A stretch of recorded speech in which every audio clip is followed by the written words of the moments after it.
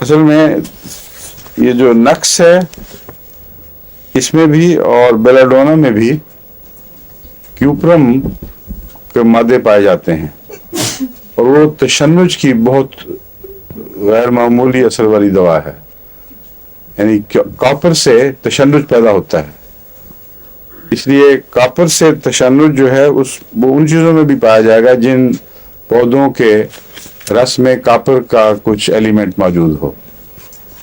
جو اس کے نقص وامیکا زنکم وغیرہ کی کیمیا ہیں ان میں کیوپرم کے اثر ملتے ہیں. بیلاڈونا بھی، زنک نہیں، نقص وامیکا. زنک تو اپنی ذات میں ایک میٹل ہے الگ، نقص وامیکا اور بیلاڈونا، اس لیے ان کی مشابہتیں کیوپرم سے ملتی ہیں. کیوپرم تانبے کو کہتے ہیں نا،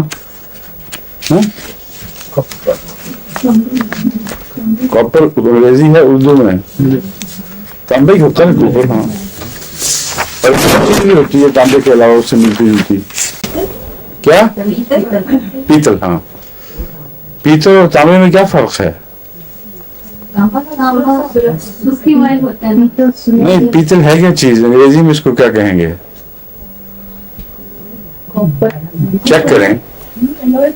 کیا الوائے لگتا ہے؟ یہ تانبے کا الوائے ہے.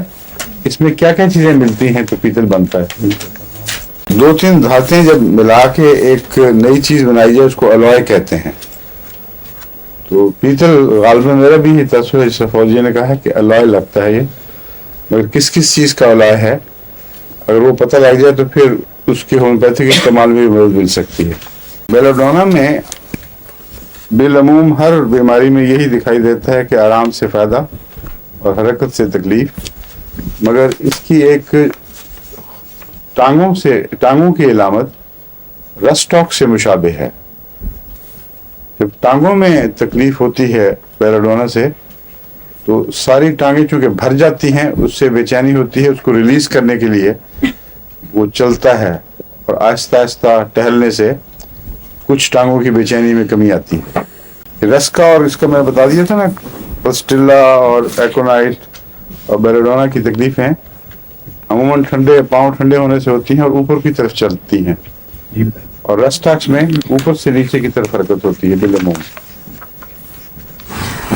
یعنی نزلہ زکام جو بھی تکلیف ہے، یہ سر کی تکلیف وہ سر سے اوپر کے حصے سے ناک وغیرہ سے شروع ہوگی، نیچے اترے گی اور پھر رفتہ رفتہ جسم کے نچلے حصوں کو بھی متاثر کرتی ہے.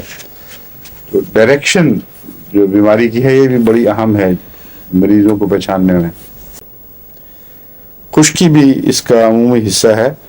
خشکی کے نتیجے میں جب وہ جن جگہوں پر میمبرینز پھٹ جائیں اور پھر کچھ پانی رسے یا خون رسے وہ الگ بات ہے، مگر بنیادی بیلاڈونا کا مزاج خشک ہے.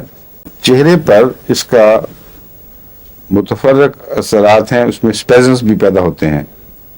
اگر نرو کے سینٹر یعنی اعصابی رگوں کا جو مرکز ہے دماغ میں، اس کی خرابی کی وجہ سے کانپنا شروع ہو جسم، یا بہت زیادہ وہاں دباؤ ہے خون کا، مثلا بعض بیماریوں میں ہو جاتا ہے، بیلاڈونا میں تو خاص طور پر ملتا ہے، ٹائیفائڈ میں اس میں بھی ہذیان پیدا ہو جاتا ہے اور کئی چیزوں میں. اس وقت یہ نرو سینٹر سے دباؤ کم کرنے کے لیے یہ استعمال ہوتا ہے، اور اس قسم کے دباؤ کی وجہ سے جسم کانپنے لگ جاتا ہے بعض دفعہ.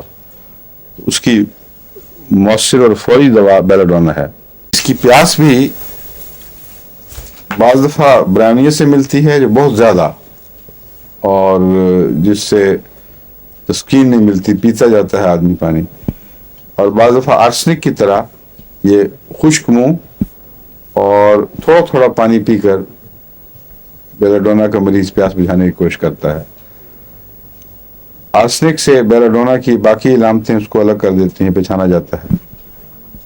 برائمنیا سے اس کی دوسری علامتیں اس کو الگ کر دیتی ہیں، مگر یہاں تینوں کا اشتراک ہے، منہ کی خشکی اور پیاس خاص قسم کی.